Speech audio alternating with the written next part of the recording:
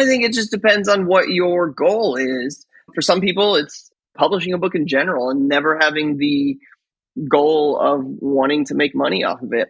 And what's your personal definition of that? Outsell Doug. That is always.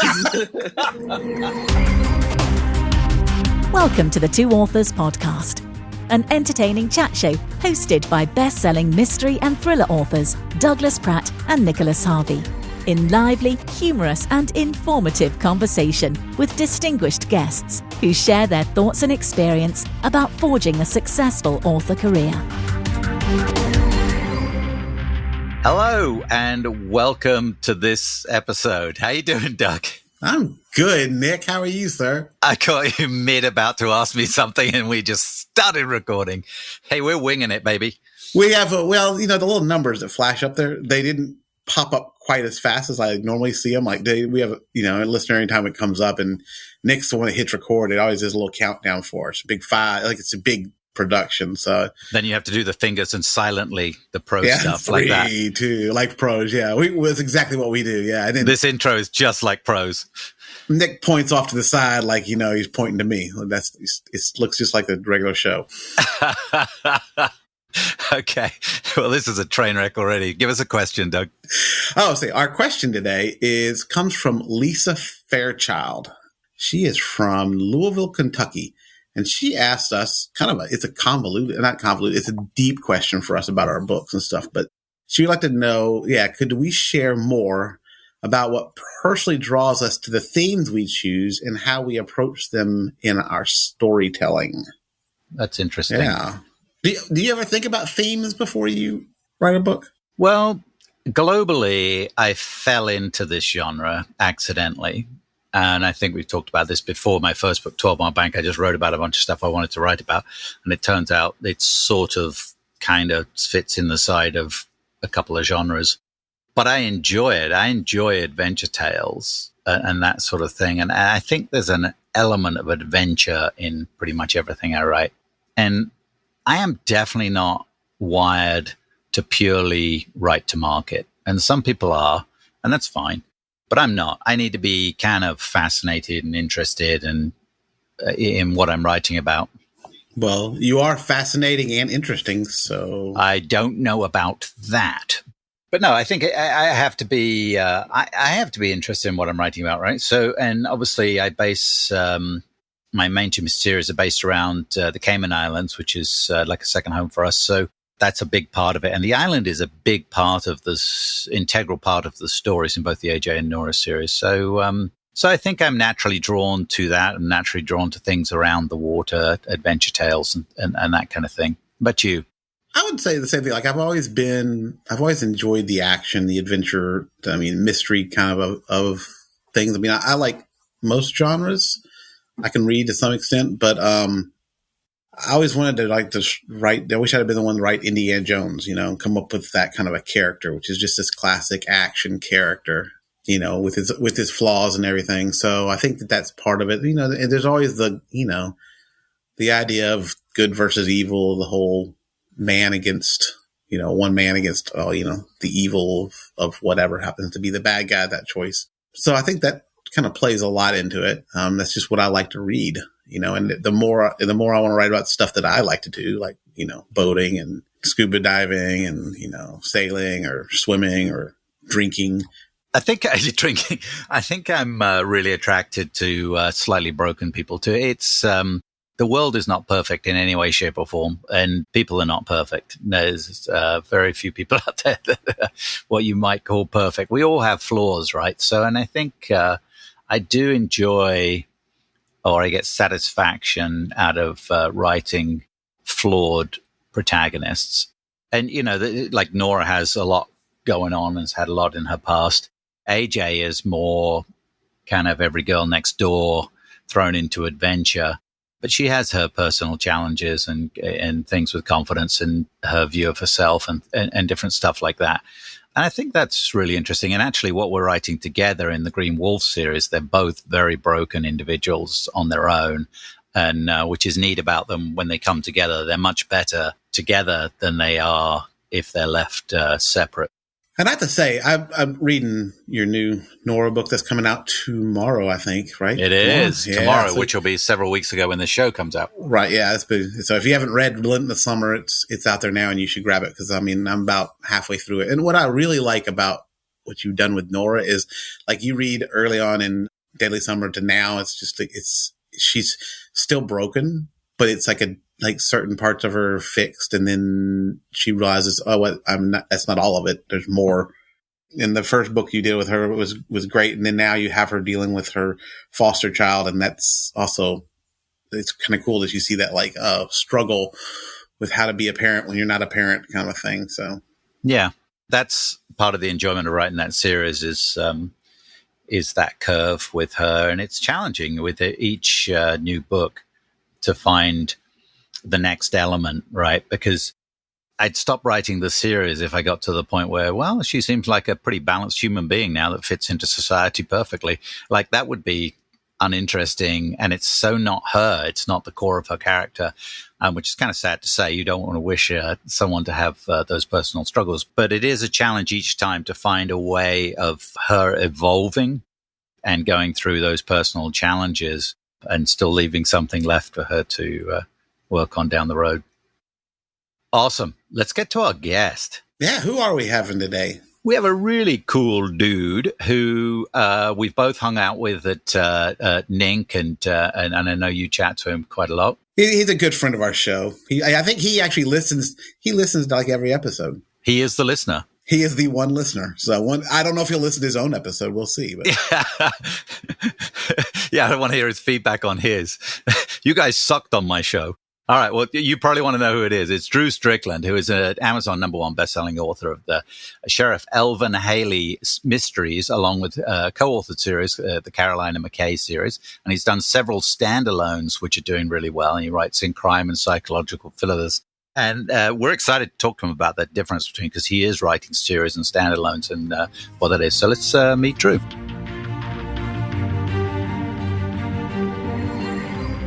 Drew Strickland, thank you so much for joining us on the show. Welcome.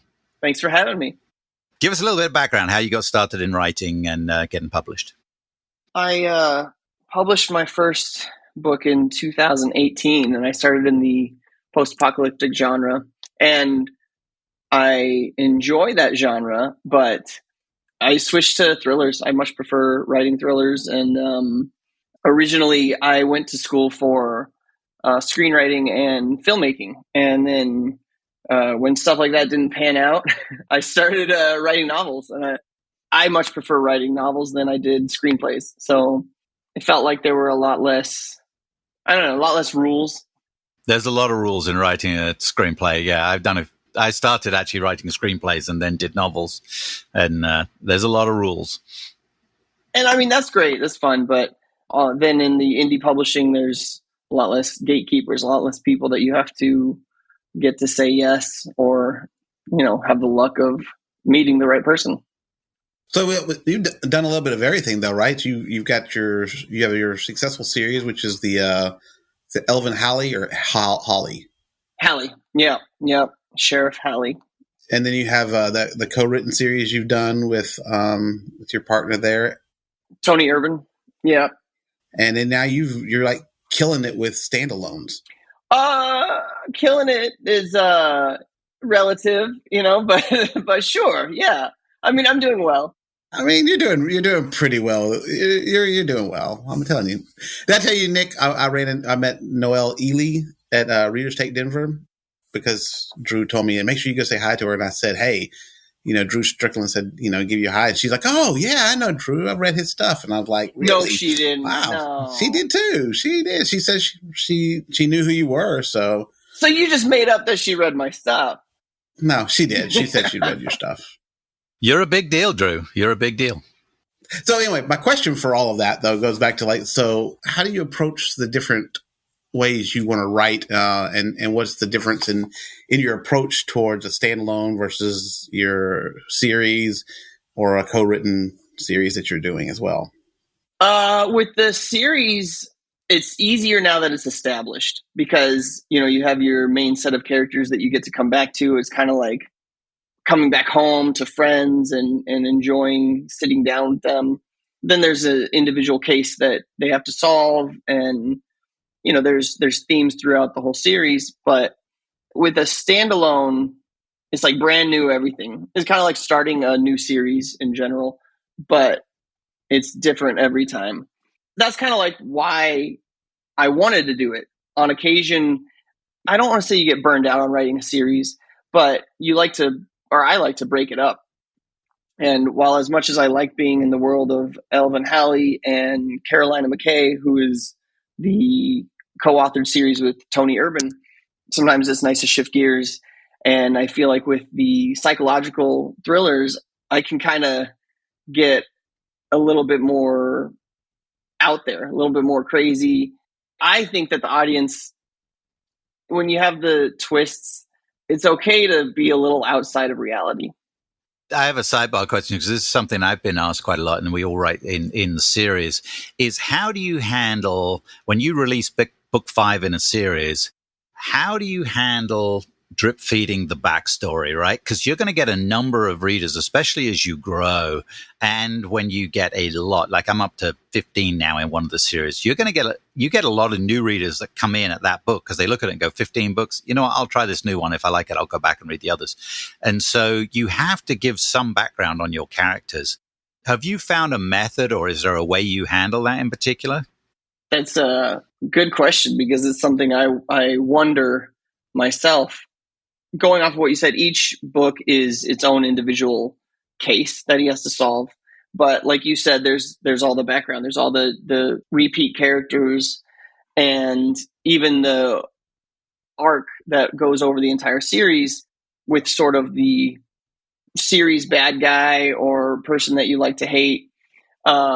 So giving a little bit of background every time is necessary. And sometimes I wonder, if somebody jumps into book 6, if they're going to understand everything. And I've had people tell me that that's what they started with. And I was like, oh, I hope you didn't miss out a lot. But they say that they got that they understood the book. Now, the method of doing that is different every time. And I think that I'm not great at like a system, like following a specific, this is what I have to do every time. And it's sort of, I have to relearn how to incorporate those backstories each book. And sometimes it's just through referencing previous stories without giving away anything that might have happened. And other times it's, I don't even know. I don't even know. It's because a quick side, like there's so many times that I've picked up a book, like a new author, the same way that I don't realize it's not the first in the series or whatever, and you read it and you get most of the story. And I feel like that's probably something that we've gotten in a habit of making sure we're delivering the full story.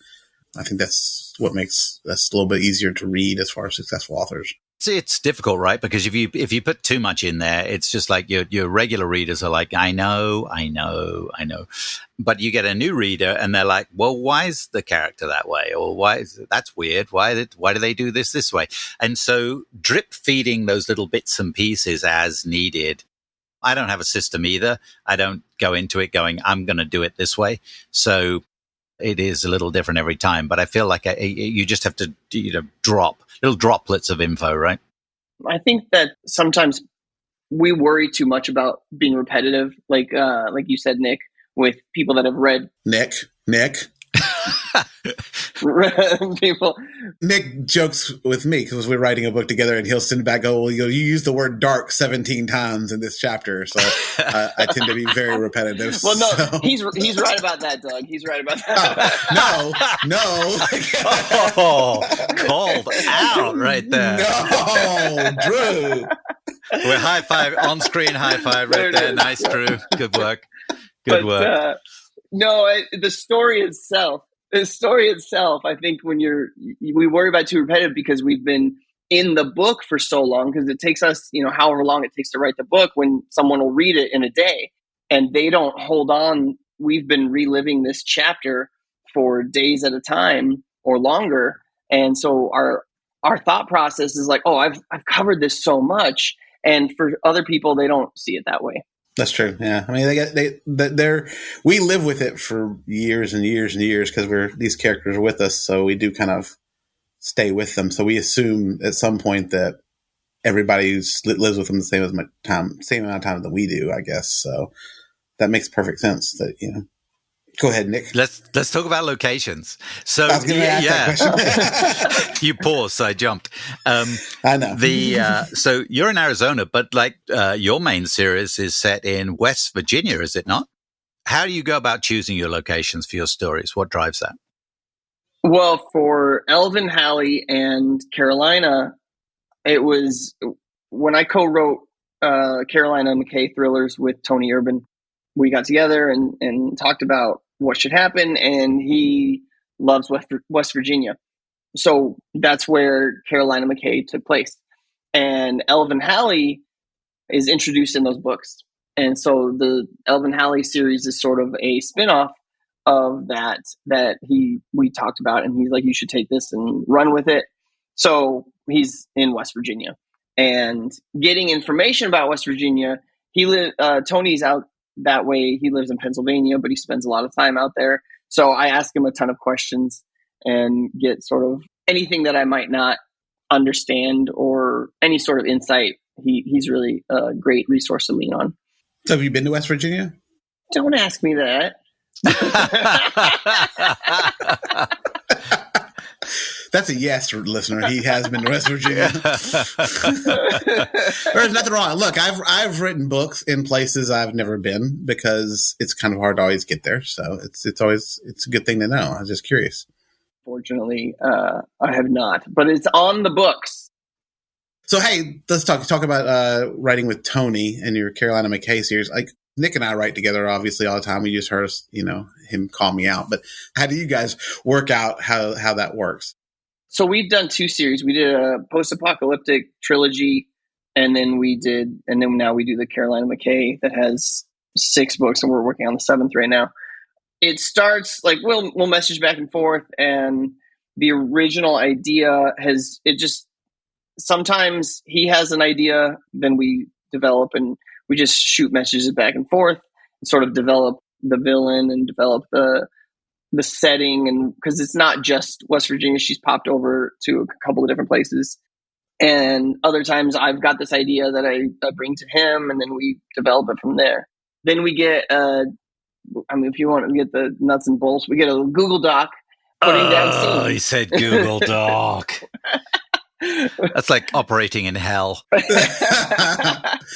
Look, you're being very judgmental. You can do it however you want to. I'm glad you like spending time in hell. I've had a bad experience with Google Docs, but continue with your process, please. Thank goodness Google's not one of our sponsors. Well, they're never going to be now, that's for sure. Yeah, just wrote that one off. So then, we'll put, like a lot of times he'll plug a few scenes in, then I'll plug a few scenes in, and we just sort of fill it out as we see fit. And then one of us will say, dude, this is terrible. Like, don't put that scene in there. Don't put that in there.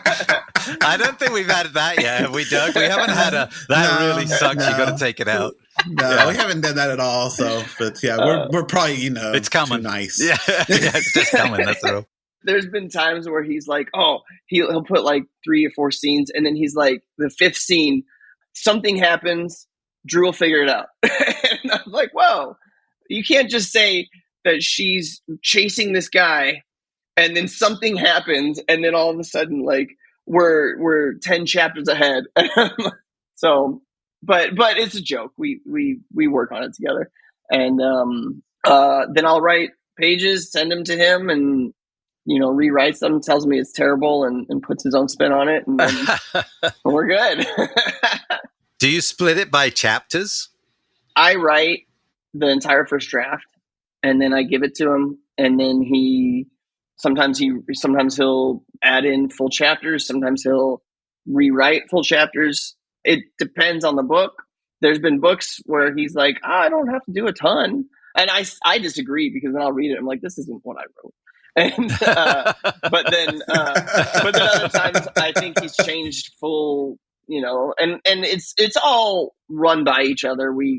it's not like surprise, like killed off the second main character or anything. Right, Yeah, Although I just there was one off. one time where we talked about this other character that we liked, and he's like, "Oh, I think this character's dying in this book," and I was like, "Oh, okay," and it was great. It worked out, and I think that it works really well the way that we have it set.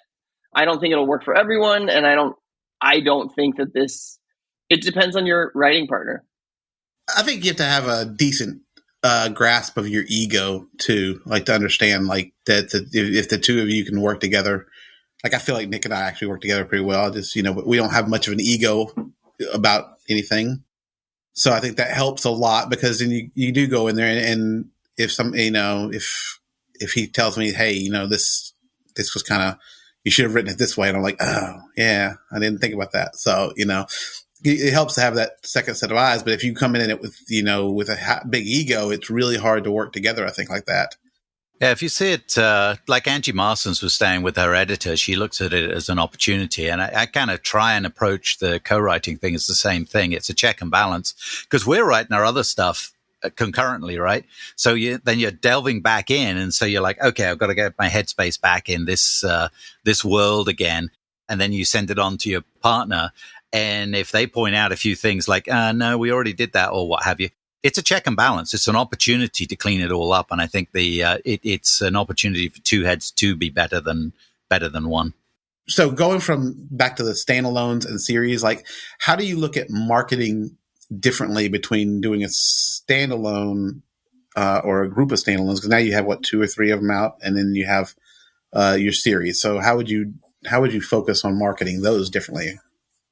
So I'm not a pro at everything yet. I think there's always learning. Everything changes. You're always trying new things.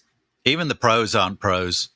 I was going to say Exactly. nobody knows what they're doing. That's why they just pretend to know what they're doing. Yeah, they just tell you they know what they're doing. But if you're selling a course, you kind of have to. So with series, you market the first book and you funnel them in that way, and then they continue to read through. Ideally, my issue is ideally as you continue to write, you get better and better. So each book should be more or less better. You're refining your skills. So then, but you're still funneling into that first book. So I hopefully that your skills were still up to snuff to that point, which I it's not something to worry about. And with a standalone so far, I have 2 standalones out right now. It's all about pushing them to the newest book and then them finding, if they haven't read the other one, then them finding the previous standalones that you've written. So it's sort of the opposite.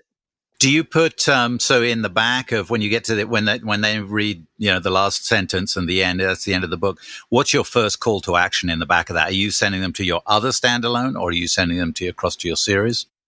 Yeah, in the standalone, the latest one that I have a link to kind of a deleted scene that I have, and then that pushes them to put their email in to then get the deleted scene, and then they're on my email list, which I tell them, I'm not just bamboozling them into this, and then after that I have the previous book, which was Last Minute Guest.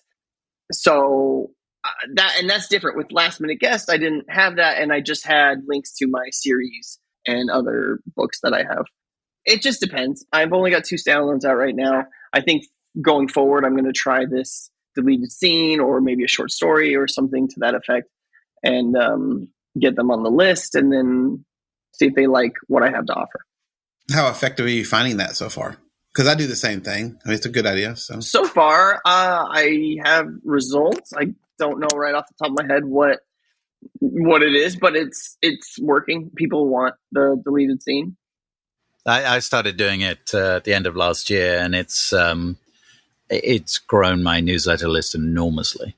So I feel like it's been super successful. And there's some people that don't like it. They think you're trying to con them in some way. It's like, yeah, look, it's get a couple of those. Just don't sign up. Just don't. If you think I'm going to take your email and give it to the Chinese government, then don't give it to me. So you don't read the scene. It's no big deal. It is interesting. And I think I made a comment about this because my last release was Red Light at Night, and it did really well. I don't know how many total, but it's done a lot. But the number of people who have clicked the link in the back and followed the short story, while it's a lot, just a fraction of the people who bought it. So it's obvious that not everybody is interested in that. So it's not driving them. So it is interesting, but it is a good way of building up that newsletter list, which is really important. So on a sidebar to that, like when we're talking about advertising, are you finding better results with Facebook or Amazon, or do you use both? I use both. Facebook is good for a lot of people. I think getting a lot of people driven to your books. Conversion is probably a lot lower, but with Amazon, this is all depending on how you optimize and do that but with Amazon, I think it's great to use in tandem with Facebook ads. Before, when I was just using Amazon ads, they weren't doing as well.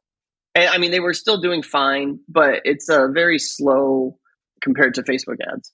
And then as my Facebook ads went up, it helps the algorithm and it pushes people to the books. And then the Amazon ads start pushing. I don't know how it all works, but it's, you need a Ouija board to figure it all out. It's a baffling system. It's no question about it. But the one thing I think is very clear is that it's a snowball effect in Amazon. And that's one thing that Facebook ads do if you're using them to drive traffic to Amazon. If you're in Amazon and not sending them, it's a whole different ballgame if you're sending them to your website and selling through your website and stuff like that. But if you are using Facebook ads to drive to Amazon ads and Facebook ads are pretty much hand in hand, because it's you're generating traffic like you're talking about. And as you snowball sales, Amazon takes more interest in you.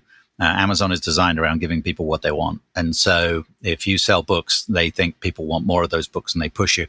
And so it's probably somewhat a linear or a bell curve type of thing. But I don't know if you two have had the same thing, but I've really noticed the difference. Like you notice the action that's going on around just 2 weeks after a release. All of a sudden, you're just cropping up in Amazon emails all over the place, and they're starting to do the work for you. And I think that's the key, right? You got to try and get to that level where Amazon are doing the work more and more for you. I think that makes a difference, yeah. And I think that's where, and I think Drew and I, we were talking about that just earlier, about the freebies and stuff like that they'll drive your book up in free. In the free section for as high as you can, but the Kindle Unlimited page reads and stuff that come off always of that goes up, yeah, are usually phenomenal. And then that just, if you've got a long series, then it makes it a little more worthwhile to advertise it. So, Drew, your career since 2018, do you feel it's been fairly linear in growth, or have you had some game-changing moments? And if you have had, what are those game-changing moments? Oh, yeah. When I first published the zombie series, The Soulless Wanderers, it's fun. But, once I got in with Tony, then that was the next kind of moment that helped, because he had an audience and he was making it work for him. And then when I did the Elvin Halley series, that one really took off. That was great. And it's been this past year things have exponentially gotten better. When I had my first standalone, and then when I also had my 6th book in the Sheriff Elvin Halley series, things have gotten a lot better. Facebook ads, Amazon ads, everything sort of clicked. I don't know what else to say about it, but it's been great. So there was a time that I had my Facebook account hacked, and I was doing well with Facebook ads, and I had, just before anyone says anything, I had 2-factor authentication on. I had all of that, and somehow they added themselves to my business account and took it over and racked up a bunch of charges and got me banned. And it took a lot of doing to get it back, because it was hard. I had a right to there was a whole thing. I had a right to the Attorney General. It was a thing. And finally I got it back. But by then I was kind of scared, of using Facebook ads again. And I was relying only on Amazon ads, and things were working. But then finally, when I was like, all right, let's do this again, I shored up what I thought, wherever. I still don't know how it happened. What was your first pet's name, by the way? Yeah. What was the first car you drove, and what was your first pet's name? Just exactly. Curious. Fill those things out. Oh, my mother-in-law. And what was your mother's maiden name? I forgot that. Yeah. So. I have a quick question for you here. This is one we ask everybody. So, I mean, this is if you could, classify or give us kind of a description of what your author superpower is. I like to think that I am great at being in the heads of my characters and relating like how they feel and their decisions to the reader. That's good. I like it.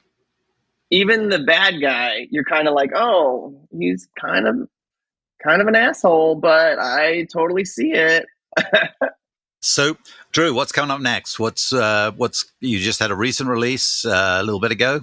Yep, my latest standalone, A Secret Worth Keeping, is out. And next is the 7th book, Carnage in the County, 7th book in the Sheriff Elvin Halley mystery series. Carnage in the County. That sounds like a cool county fair or something like that. That sounds. I had the same thought. I had the same thought. I was like, like one of those scary county fairs you could go to. That's really cool. Actually, I like that. You should buy it when it's ready.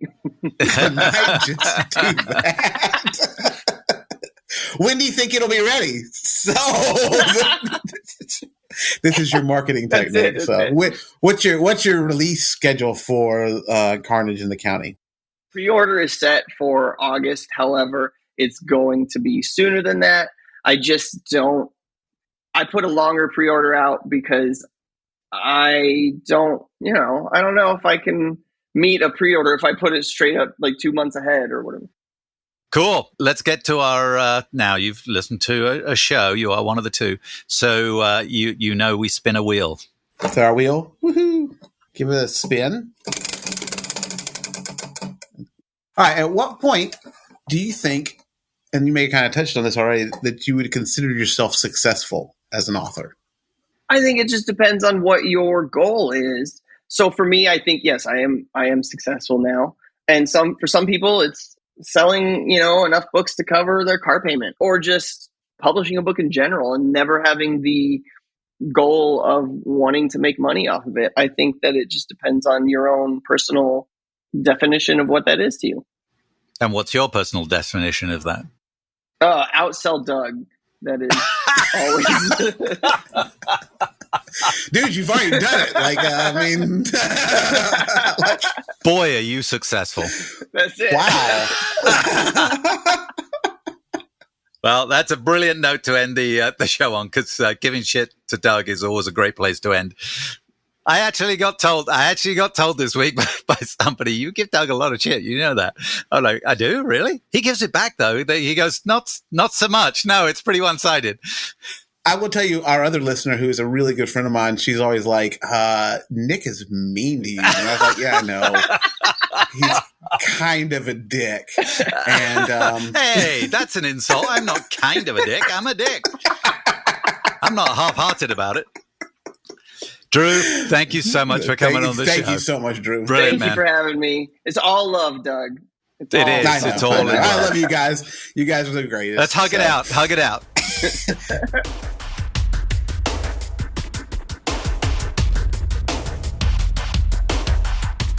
Drew's a great guy. Isn't he? He's awesome. Yeah, I really enjoy spending time with him and his lovely wife, Sarah, down at Nink.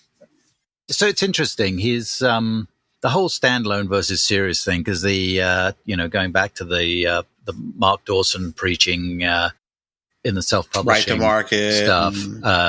Well, definitely a series, right? And generally that's what works. But we've got people like Drew's getting going with a couple of standalones. Kirsten Moglen defies the mold, and Audrey Cole. There's they're